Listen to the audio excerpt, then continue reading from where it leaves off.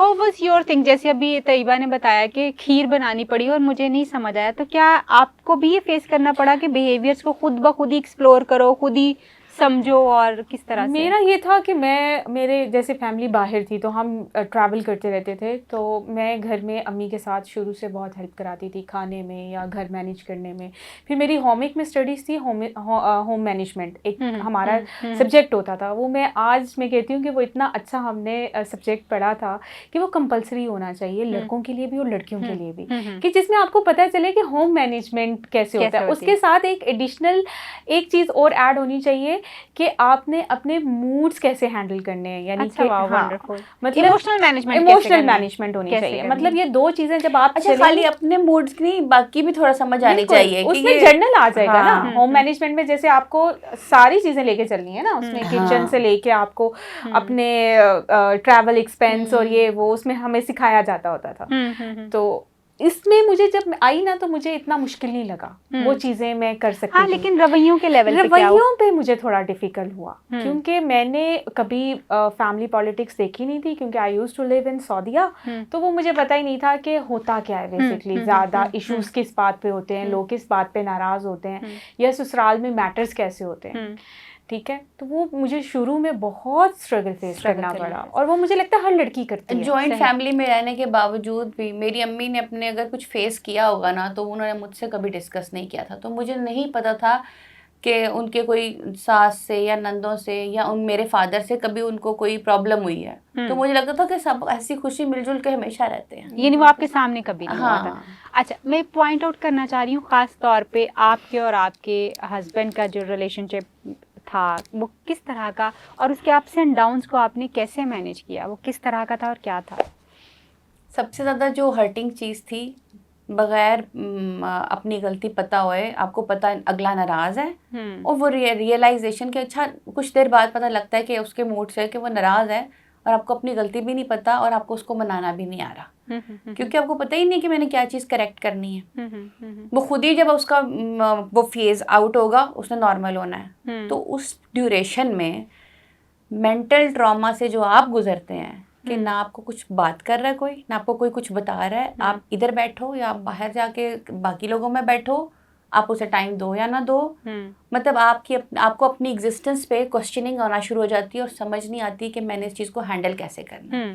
इसके अंदर अगर आप अपने हार्मोनल उस फेज में से गुजर रहे हैं, मिसाल के तौर पे अगर आप मेंस्ट्रुअल PMS से गुजर रहे हैं तो डबल ट्रॉमा। अगर आप प्रेग्नेंट हैं और आप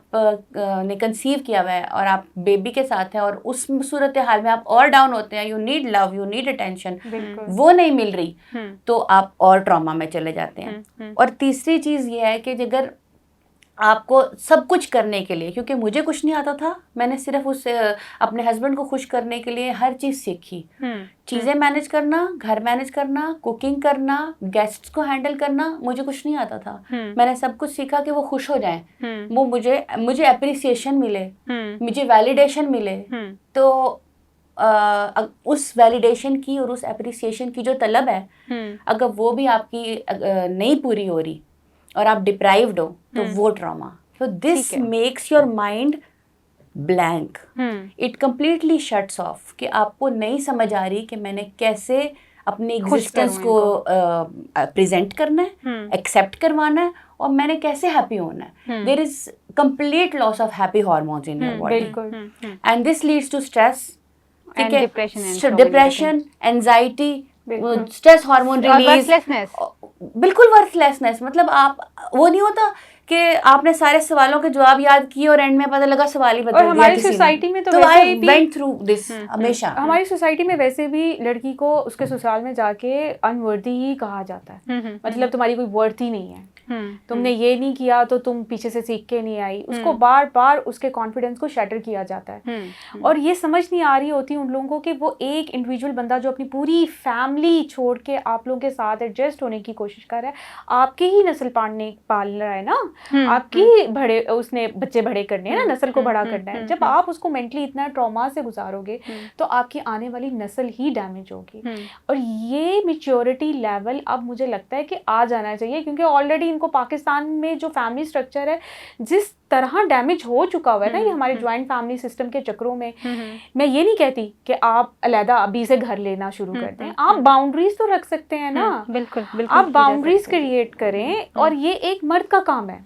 आने वाली नई लड़की नहीं कर सकती, जो अपने घर में नहीं कर सकती बाप और भाई के बीच में, उनको नहीं समझा सकती कि बेटा बेटा बेटा है, बेटी बेटी है, बेटी को बेटा नहीं बेटी ही समझना है, और उसकी क्या ताजीम और क्या रिस्पेक्ट है वो हमारे नबी सल्लल्लाहु अलैहि वसल्लम ने बताई हुई है कि वो जब हज़रत फातिमा आती थी अपनी शॉल बिछा देते थे, खड़े हो जाते थे, रिस्पेक्ट देते थे। ये हमारी सोसाइटी में ये अब जो एक वो है ना एक बाउंड्री जो है कि जी लड़का है तो उसको इस तरह ट्रीट करना है, लड़की है तो इसको ऐसे ट्रीट करना है, जब तक वही एक बात होती है कि जब तक आप खुद को रिस्पेक्ट नहीं देंगे, अपनी बेटी को नहीं देंगे, आप नहीं अगले को बताएंगे कि ये हमारी